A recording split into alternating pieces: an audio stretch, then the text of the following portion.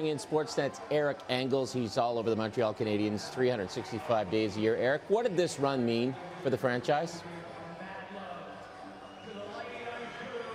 You know what? Aside from what it meant to the franchise, it meant a lot to the people of Montreal, people who were forcefully divided by the pandemic, who were brought together and unified as a city by what these Montreal Canadiens were able to do. They created lasting memories. I think these fans should be very proud of this team, one of the most fierce and heart-driven additions of the Montreal Canadiens over the last 30 years. And it's hard to see it on a night like this where they end up having to watch the Tampa Bay Lightning celebrate a second consecutive Stanley Cup at their expense.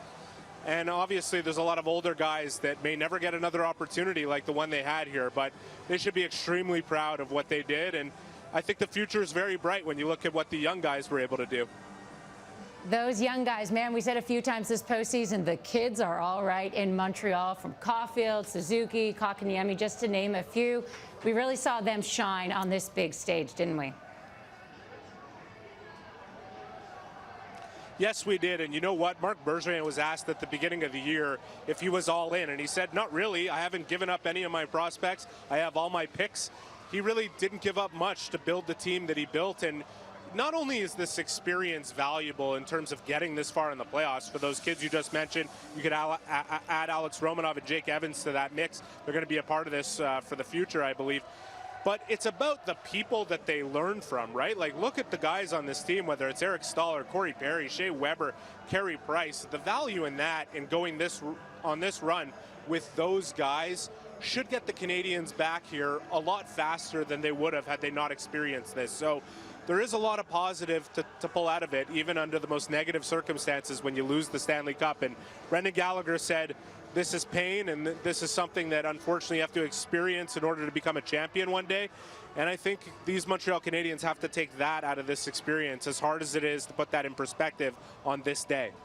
How many doubters did Marc Bergevin silence over the last 8 weeks or so? Many, and so did this Montreal Canadiens team, right? Nobody picked them to go this far. They were the 18th ranked team, although I do believe that they had underachieved in the regular season, and a lot of circumstances led them down that road, from the pandemic hitting them hard, COVID, you know, the injuries down the stretch.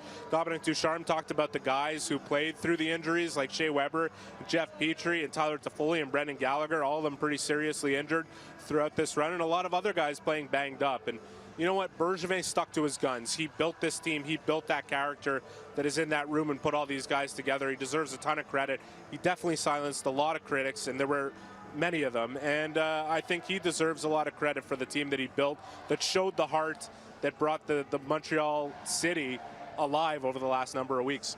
And he made red suits so fashionable. That's why Ken's wearing his tonight. Well, it certainly didn't end the way Montreal Canadiens had hoped, but what a remarkable run that they had. Not a lot of people gave them a lot of chance at the beginning, but they had a remarkable season. So, Eric, thank you so much for joining us. Thanks, E.